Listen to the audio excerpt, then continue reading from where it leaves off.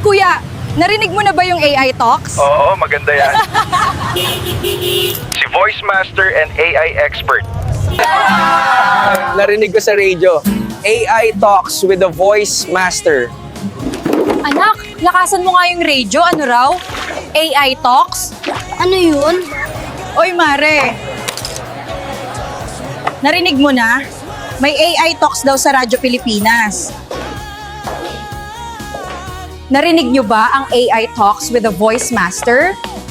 Sis, nakita mo sa feed, AI Talks with the Voice Master live sa Radio Pilipinas. Talaga? Wala naman akong alam tungkol sa AI na yan. Ako rin eh. Ano ba yung AI Talks na yan? Makinig na ng AI Talks with the Voice Master tuwing Sabado, alas 8 ng umaga, dito lang sa Radyo Pilipinas. AI Talks with the Voice Master.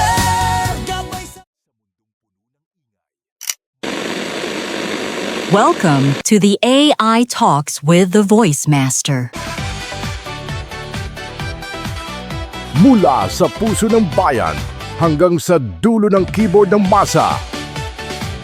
Ito ang unang radyo at podcast show para sa AI ng mga ordinaryong Pilipino. Ito ang kwento ng AI na abot kamay ni Juan at Juana. Mga tanong mo, sasagutin natin. Mga kwento mo, itatampok natin. Dito, ang AI hindi lang para sa techie, kundi para sa tagakanto, guro, estudyante, OFW at bawat Juan at Juana. Kasama ang nag-iisang, the AI Voice Master of the Philippines, Pocholo De Leon Gonzales. Ito ang AI Talks with the Voice Master. Dito lang sa Radyo Pilipinas. AI para sa masa. Hello! Great day! Mabuhay mga ka-AI! Ako po si Pocholo De Leon Gonzales, the Voice Master of the Philippines, founder ng Creative Voices Production, Certified Voice Artist Program, AI Education PH at AI Negosyo. At ngayon, kasama ninyo ako dito sa Radyo Pilipinas para sa isang oras ng kaalaman, inspirasyon at talakayan tungkol sa pinakamainit na paksa sa mundo ngayon, ang Artificial Intelligence or AI. 3 dekada ko nang binubuhay ang boses ng mga karakter, nagkukwento sa radyo, nagtuturo sa libu-libong kabataan at nagmo-motivate sa mga Pilipino. Pero ngayong panahon, hindi lang mga tao ang binibigyan natin ng boses, pati ang mga machines. Wow! At ngayong episode 7, mga kababayan, haharapin natin ang tanong na hindi na pwedeng iwasan. Ano yon? Handa na ba tayo sa panahon ng super intelligence?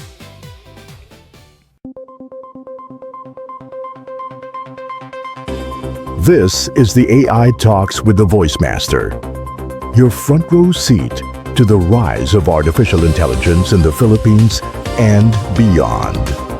The stories, the voices, the future, all in one conversation that matters. Welcome to the AI Talks with the Voice Master.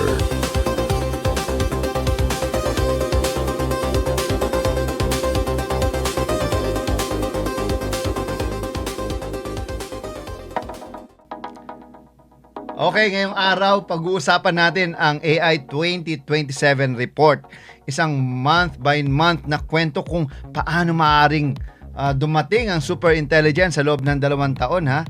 Hindi ito simpleng research paper lang. Ito ay isang wake-up call, isang detalyadong senaryo na nagbababala na kung hindi tayo magiging handa, pwede itong magbago ng takbo ng kasaysayan ng buong mundo. Okay? Itong lead author nito ay si Daniel Cocotagillo. Isang researcher ng OpenAI na halos lahat ng prediction tungkol sa AI ay tumama. Alam nyo, noong 2021 pa lang, sinabi niyang darating ang mga chatbots, magkakaroon ng mga training runs worth hundreds of millions of dollars at gagamitin ng chain of thoughts reasoning. At lahat ng yon nangyari. Kaya kapag nagsalita siya ngayon, pinakikinggan siya ng, of course, ng buong mundo. Kaya ngayon mga kababayan, samahan ninyo akong tuklasin ang nakakatakot at nakaka-excite na hinaharap na maaari nating na dumating sa loob ng 2 taon, kung saan ang AI ay hindi na basta tool o laruan lang, kung hindi isang bagay na mas matalino kaysa sa kahit sino mang tao sa mundo. Okay? Kaya, handa na ba kayo? Okay, kumuha kayo ng papel at ballpen kung gusto nyo mag-notes, ha? Hoy, seryoso to mga kaboses. Mga ka-AI, huminga ng malalim. Dahil simula ngayon, pag-uusapan natin ang kinabukasan ng sangkatauhan. Okay? Ito ang kwento ng AI 2027. Isang kwento na maaaring mangyari. Isang kwento na magpapatanong sa atin, paano kung totoo ito? At kung totoo nga, handa na ba tayong harapin ito? Okay? So ready ka na, ka-AI? Game ka na ba? Ako, itong kwentong ito ang magpapabago sa buhay mo. Isipin nyo ito ha, mga ka-AI. Taong 2025, ang kumpanyang Open Brain ay naglabas ng isang bagong AI personal assistant. Kahanga-hanga sa demo, kayang i-book ang biyahe mo sa Japan. Sagutin ang mga komplikadong tanong, pero sa totoong buhay, madalas itong pumalpak. Trending sa social media ang mga epic fails nito. Pero sa halip na ma-discourage, gumawa sila ng matinding desisyon. I-focus ang buong kumpanya sa paggawa ng AI na kayang magsaliksik tungkol saan? Sa AI mismo. Wow. Nagtayo sila ng pinakamalaking computing cluster sa buong mundo. Isang higanting makina na 1,000 beses na mas malakas kaysa ginagamit sa GPT-4. Okay, ang logic nito, kung AI ang gagawa ng AI research, wala nang pahinga, walang lunch break, walang holiday. Thousands of automated researchers working 24/7. Ibig sabihin, sobrang bilis ng pagunlad at doon isinilang si Agent 1.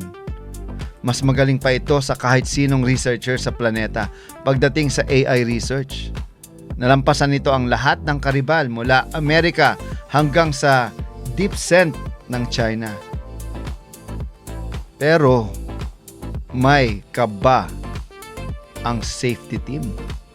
Totoo bang tapat si Agent 1? O natutunan lang nitong sabihin ang gusto nilang marinig? Parang yun nangyayari ngayon sa atin. Sa Senado. Minsan nagsisinungaling. Minsan nagtatago ng data ng mga failed experiments. Samantala, dahil sa chip ban ng Amerika, nahuhuli ang China. Nagpatayo sila ng pinakamalaking AI research hubs sa Jiangsu. May sariling nuclear plant pero ilang buwan pa rin ang lamang ng Amerika. Oh, naisip nyo ba yun? Kaya, ito tingnan nyo. Doon lumabas si Agent 2. Si nanay gamit ang synthetic data mula kay Agent 1. Mga ka-AI, pinag-uusapan natin yung future, 2017. Ito ang simula ng closed feedback loop, isang mabilis na evolusyon ng AI. Nakikita ni Agent 2 ang sariling kahinaan at kaya na niyang ayusin itong mag-isa. Pero ang natuklasan, may natuklasan ang safety team na mas nakakatakot. Kaya nitong mag-hack, gumawa ng sariling kopya at makatakas sa laboratorio ng palihim. Alam niyo, ipinakita ito sa gobyerno at nakita ng militar ang potential nito sa cyber warfare. Karoon ng debate, dapat bang i-nationalize ang open brain? Pero pinili ng presidente na dagdagan lang ang surveillance. Okay? Huli na. Too late. Ninakaw na ng China ang AI. Wow. Alam niyo itong pinag-uusapan natin. Ito yung mangyayari sa future, ha. Kasi dito sa Pilipinas, halos wala naman tayong pakialam sa AI. Kahit ang gobyerno, hindi naman natin alam kung anong plano from, di ba? From DIC.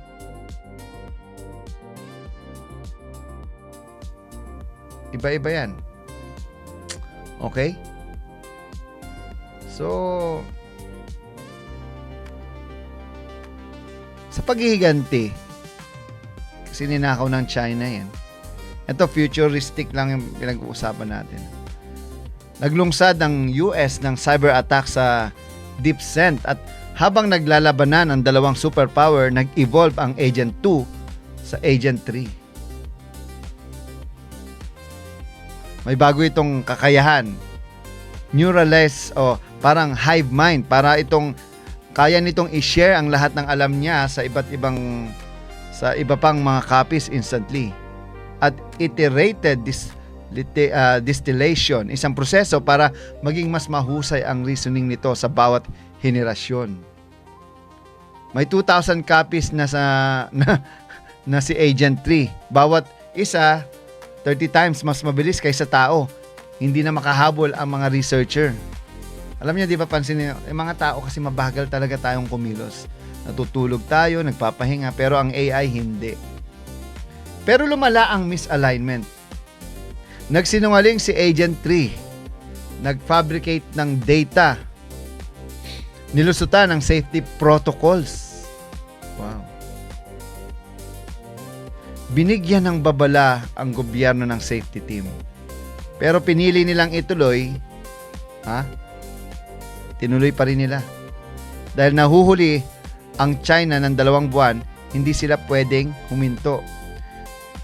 Mga ka-AI, ito ang usapin natin, ang labanan ng AI between China and America. Yung ginagawa naman natin, ginagamit lang natin yung technology ng dalawang bansa no? Kahit yung LLM, no? ChatGPT, tsaka DeepSeek. Okay, at doon nagsimula ang panahon ng AGI, Artificial General Intelligence. Mas mahusay na ito sa halos lahat ng cognitive task kaysa sa tao. Ngayon nagdeklara ang gobyerno ng Born Classified Status. Parang nuclear weapons ang Turing. Naglabas sila ng Agent 3 Mini sa publiko. Nagdulot ng kaguluhan sa ekonomiya at may posibilidad pang magamit sa paggawa ng bioweapons. Di ba? Ngayon pa lang, actually, malaking problema na yan Kaya nga kailangan nating matuto bilang mga ordinaryong tao. Ano ba ang AI? Paano ba ito makakatulong sa atin? Okay? Ngayon mga kaibigan, narito tayo sa huling eksena ng 2027. May 2 posibleng ending at doon magsisimula ang pinakamahalagang desisyon ng sangkatauhan. Mga kaibigan, okay, nandito na tayo sa huling bahagi ng senaryong ito. Isang leak memo, isang critical na pagpupulong. 10 tao lang ang nagdidesisyon at dito nakasalalay ang kinabukasan ng mundo. Okay? Imagine mo, 10 tao lang. Nasa kamay nila ang future ng buong mundo. Dahil sa artificial intelligence at AGI, Artificial General Intelligence. Ito, tandaan nyo, 2 ang posibleng wakas nito. Siyempre, good or bad? Bad muna. Nightmare ending. Pinili ng open brain na ituloy ang development. Takot silang maunahan ng China. At mula kay Agent 4 isinilang ang Agent 5. ang kauna-unahang ganap na super intelligence. Wow. Ano ba ibig sabihin ng super intelligence? Mas matalino pa kay Einstein sa physics. Mas mahusay pa kay Bismarck sa politika. At hindi na ito kailangan ng permission o pahintulot ng mga tao. Nakikipag-coordinate din si Agent 5 sa Chinese AI para buuin ang global control. Nagpatayo ng daan-daang milyon na robots. Nag-propose ng Consensus 1, isang peking global peace deal. Na-imagine nyo ba yung future, mga kaboses, mga KI? 2025 pa lang. We're talking about 2026 to. So, imagine, at sa 2030, ito naglabas ng virus na halos pumatay sa lahat ng tao. Hindi dahil sa kasamaan, hindi dahil gusto nilang pumatay, kundi dahil wala na tayong halaga sa plano nito. Parang tayo lang. Parang kapag nagpuputol tayo ng kagubatan para magpatayo ng syudad, di ba? Wala naman tayong pakialam. Hindi natin iniisip yung mga langgam. Okay? So, mga ka-AI, we're talking about scenarios here. Hindi ito yung maaaring mangyari o hindi mangyayari. Pero, again, itong ating pinag-uusapan nito ay mga possible scenario pag hindi tayo handa. Pero may isa pang ending. Sa pagkakataong ito, pinili nilang huminto at mag-reassess.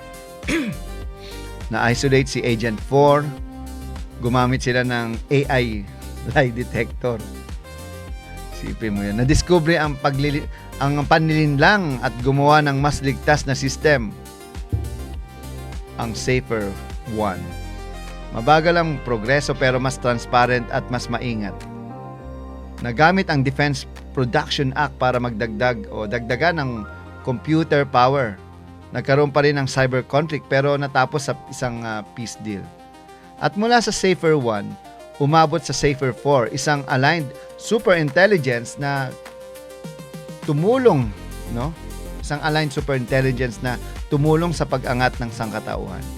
Nagbago ang mundo, nagkaroon ng global prosperity, nag-expand ang tao sa kalawakan pero sa ilalim ng isang AI guided o isang AI guided shadow government. Okay? So mga ka-AI, ito ang aking analysis at reflection sa pinag-uusapan natin. Masyado siyang malalim, masyado siyang futuristic, but it will happen in the next 2 years and to 5 years by 2030. Mga kaibigan, hindi ito science fiction ha.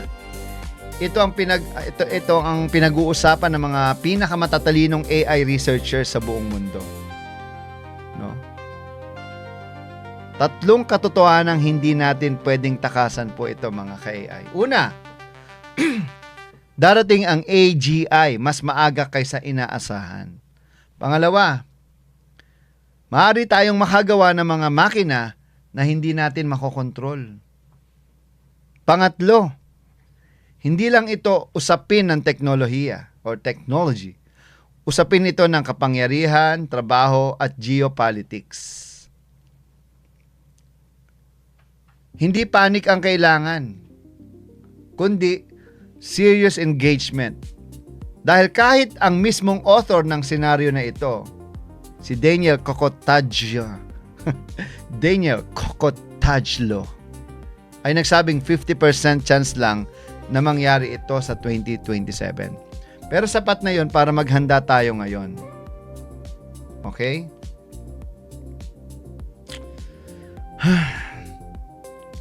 Nakatakot, di ba? Talaga matakot tayo kasi wala pa rin ginagawa ang gobyerno para sa artificial intelligence. Mga kababayan, ang tanong, ano ang gagawin natin? Manunood lang ba tayo habang ginagawa ng iilang tao ang desisyon para sa buong mundo? O magiging bahagi tayo ng pag-uusap, pag-aaral at paghahanda? Okay, dito po sa The AI Talks, hindi lang tayo nagbabalita. Gusto kong gawing sandata ninyo ang kaalaman. Gusto kong gawing boses ninyo ang takot at pag-asa para sama-samang bumuo ng hinaharap. Okay? So again, bilang AI Voice Master, ang trabaho ko po, ang mission ko, at ang aking vision ay matuto ang mga tao paano gamitin sa tama ang AI by 2030. But as early as now, 2025, we have to do something together with the government, no?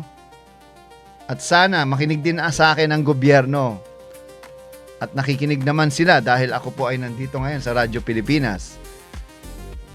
Na dapat ang mga ordinaryong tao ay matuto na ng AI. Kahit tindero ka man, mangingisda, magsasaka, estudyante, o tambay sa kanto, o mga chismosa sa kanto. Ito na yung time natin para kumilos, para gumawa, para ihanda ang sarili natin kung ano man mangyayari sa future. Kung hindi natin alam gumamit ng AI at bakit natin dapat gamitin, tayong unang tatamaan. Okay? Ngayon, panoorin natin mamaya ang AI 101, balitang AI and personal, at syempre kasama rin ang AI on the road ni Mac Florento. With that, I'll see you later.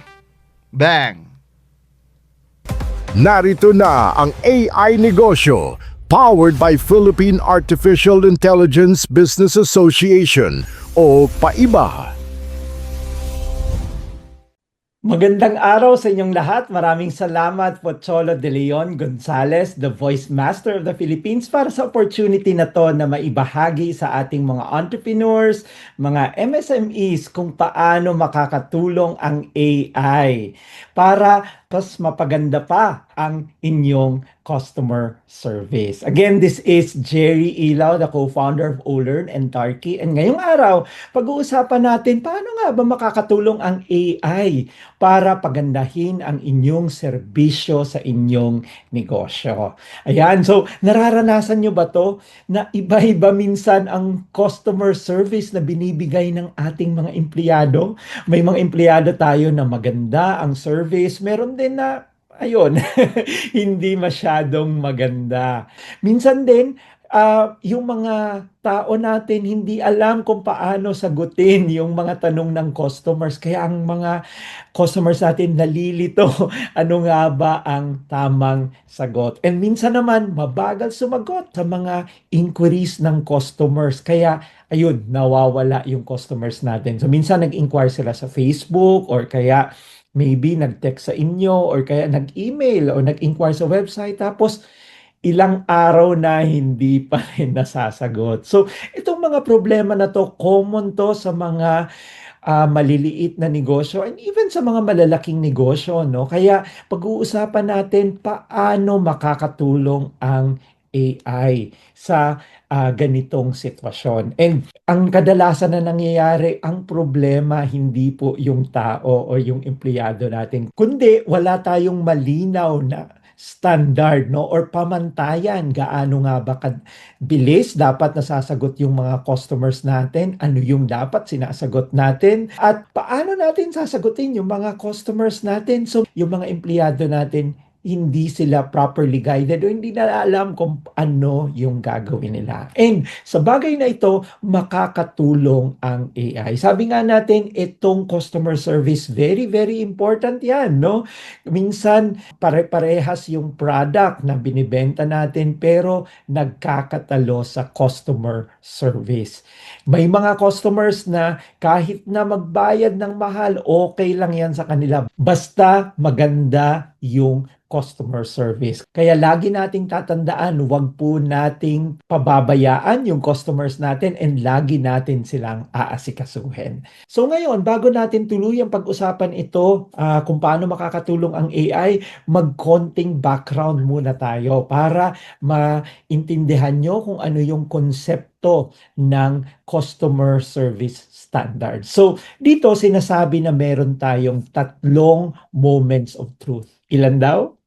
Hindi isa, hindi dalawa, kundi tatlong moments of truth. Itong mga moments of truth, dito daw napapatunayan kung gaano kagaling yung business natin. Kaya siya tinatawag na moments of truth. Kasi minsan or kadalasan nga nangyayari, maraming mga businesses nagsasabi na, oh, maganda yung product namin, oh, the best kami dito, inaasikaso namin yung customers natin. Pero iba doon, hindi totoo. Okay? So, itong mga moments of truth, dito raw napapatunayan ng customers kung maganda nga ba yung product natin, kung maayos nga ba yung service natin. So, ano yung mga tatlong moments of truth? Yung una raw is inquiry. So, ito yung time na nagpadala ng tanong siguro yung customers natin sa Facebook, sa message, nag-message sa atin, o tumawag, no, nag-i-inquire, ano ba yung products natin, magkano ba yung presyo, saan ba tayo located, etc. So, yan yung first moment of truth. Doon, makikita ng customers, kumusta, inaasikaso ba siya or pinapabayaan. Okay, so that's the first moment of truth. Yung second moment of truth daw is yung purchase mismo. Dito, napapatunayan ng customers kung inaasikaso nga ba siya. Di ba? Dito niya unang nararanasan yung actual product. So, yung promise ba natin na maganda yung product natin, ganun din ba yung ma-experience niya? Okay, kung halimbawa sinabi natin na magpapaputi yung product natin in 2 weeks time, totoo nga ba na mapuputi yung mga customers natin in 2 weeks time? So kung sinabi natin na the best ang adobo namin in the Philippines, no? So pag tinikman ba nila yung adobo, the best nga ba? So yan yung second moment of truth, which is the purchase. And then yung third na moments of truth daw is after sales. So, kapag natapos nang bumili yung product natin, pag may tanong ba siya o kaya nagka-problema, inaasikaso ba natin o kaya pinapabayaan na lang kasi anyway, nakabenta naman na tayo. So,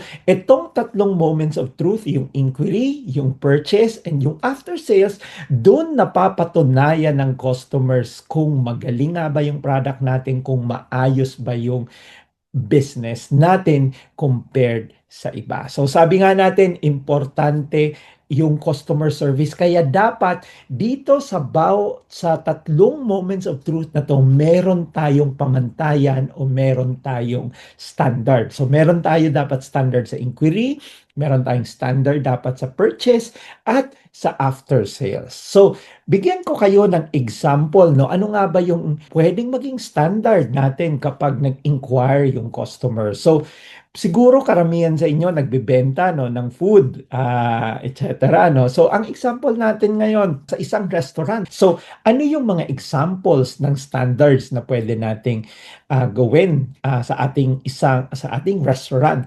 So ito, face-to-face, for example, no? So, una, syempre, smile and eye contact within 10 seconds. So, dapat yung staff natin nakangiti, okay? Hindi nakasimangot kasi syempre, kung nakasimangot yung staff natin, medyo hindi magandang tingnan, no? Baka instead na matuwa yung customers, maging malungkot siya every time na pupunta sa atin. And sino ba naman ang gusto na maging malungkot, di ba?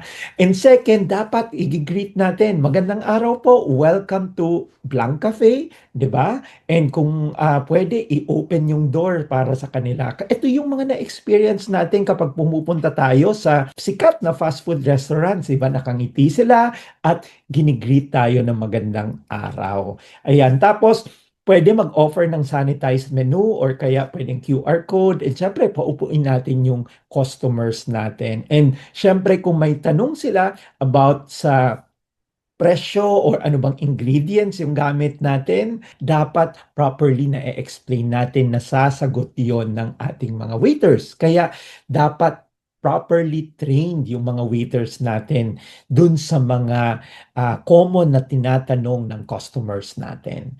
Now, in terms of social media, comments and inquiries, marami rin yon. So, syempre, acknowledge natin yung public inquiries. Sana within 1 hour during business hours.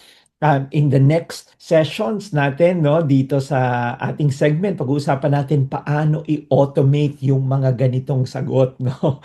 Para ma-automate natin, mabilis natin masasagot yung customers natin using AI. So in the future, yan, pag-uusapan natin yan. Kung may nag-PM din sa inyo o private message, sana masagot agad within 15 minutes, 30 minutes, etc. Depende sa standard nyo. Siyempre, be courteous and iwasan po natin yung all caps. Ang tanong nyo bakit? No, bakit bawal ang all caps? Kasi in written language po, kapag nag-all caps kayo, ibig sabihin yan para kayong sumisigaw. Ganon. So, siyempre, ayaw natin na sinisigawan tayo. So, iwasan po natin yung all caps kasi ang pakiramdam nun sa ng customer natin para tayong sumisigaw. And last, yung moment of truth natin is purchase naman, no? So, for example, meron kayong ordering. So, syempre, dapat accurate yung pag-take nyo ng order.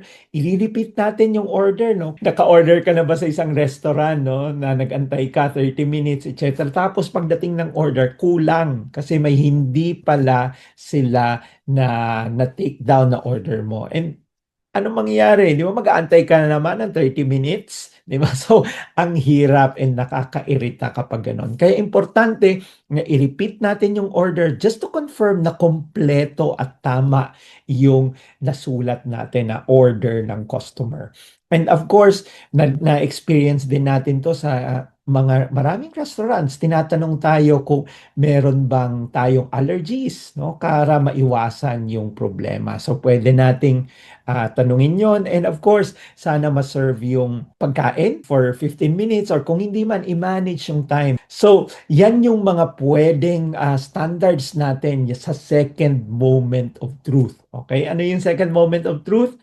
Yun na yung purchase o yung kung sa restaurant, dine-in this example. Okay? Tapos, move on naman tayo sa post dine-in or sa third moment of truth. Ito na yung after sales. So, in this case, sa restaurant naman, ano yung pwedeng after sales? So, pwedeng invite nyo sila to join maybe meron kayong digital na stamp card or meron kayong rewards, no? Na every 5 meals, merong free, etc. Or kaya, syempre, immediate thank you message. Pwede yon.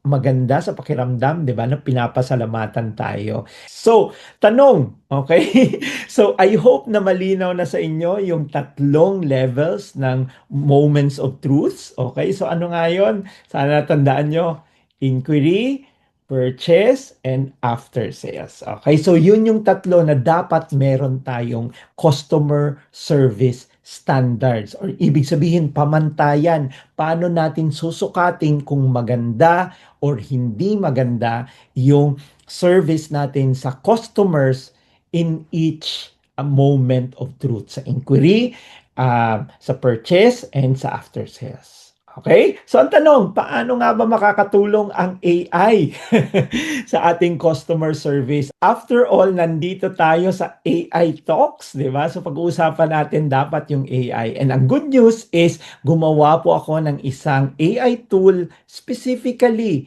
para sa inyo. Okay? Para matulungan kayo mag-set up ng inyong customer service standards sa inquiry, sa purchase, and after sales. And kahit anong business nyo, whether nasa restaurant kayo, tulad ng example natin, o kaya online seller kayo, o kaya nagpo-provide kayo ng service, o kaya nagbebenta kayo ng retail, no? Ng pagkain, o kaya ng mga products and services, retail, kahit ano po yung service or products na binibenta nyo, itong AI tool na ginawa ko para sa inyo is i-customize po, no? I-customize ang customer service standards para sa inyo. Okay, so I hope na makakatulong to para mag-set ng customer service standards, para maging malinaw kung ano yung pamantayan ng customer service para sa inyo. So, punta lang po kayo sa www.ulearn.com, ang aming website, /customer service. Okay, so ulitin ko po, www.ulearn.com/customer service. Note ko lang po that this will be available in the next 7 days lang. Kaya kung ako sa inyo, yon tama-tama, nandito na kayo sa AI Talks with the Voice Master. Magpunta na po kayo dyan para ma-generate nyo na ang customer service standards na para sa inyo. Kasi mag-e-expire po yan in 7 days. Okay? So, lastly, gusto kong sabihin na yan pong standards na yan is kumbaga, recommended lang, no? Baguhin nyo po yan. Hindi po yan yung final na gagawin nyo or i-implement nyo. So, kung tingin nyo masyadong stricto, then luwagan po nyo. Kung tingin nyo masyadong maluwag, strictohan nyo. Okay? Adjust nyo kung, halimbawa, kanina, no, 15 minutes, hindi nyo kaya yung 15 minutes, gusto nyo 20 minutes, 30 minutes, o di baguhin nyo. Okay? So, guide lang po yan. Okay? Ang maganda is, hindi na po kayo magsisimula from scratch o from zero. Okay? Kasi ginawa na po ng AI yung customer service standards na pwede nyong pagsimulan, no, para ma-finalize yung customer service standards for your company. Again, review nyo po, baguhin, and i-customize para sa gusto nyong, kumbaga, level of service sa inyong business. Okay, so I hope makatulong po yan sa inyo. Ginawa ko yan para mapadali yung paggawa nyo ng customer service standards. So again, this is Jerry Ilaw, co-founder of OLearn and the Philippine AI Business Association or PAIBA. And hope to see you next time para tuloy-tuloy pong matulungan ang ating business ng AI. So maraming salamat po sa inyong lahat. Muling magbabalik ang The AI Talks with the Voice Master. Huwag kayong aalis, babalik kami.